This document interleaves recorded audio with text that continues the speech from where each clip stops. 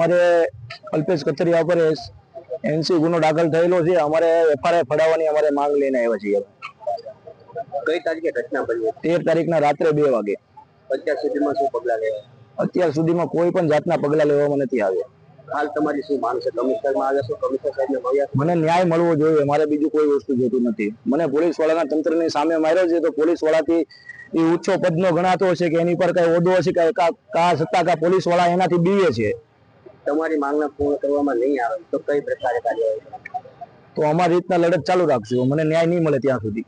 13 તારીખના રોજ અમારા સમાજના યુવાન ઉપર અલ્પેશ કથિરિયા અને એમના ભાઈ દ્વારા જે માર મારી અને તેમના વાળ પકડીને જે ગેરકાયદેસર પ્રવૃત્તિ કરી છે એને એક પ્રકારે માર મારી અને પોલીસ સ્ટેશનમાં જઈ દાદાગીરી કરી, ખુલ્લેઆમ ગાળો બોલી, આવી ઘટના બની છે। તેને લઈને માત્ર ને માત્ર પોલીસ દ્વારા એનસી ફરિયાદ દાખલ કરવામાં આવી છે।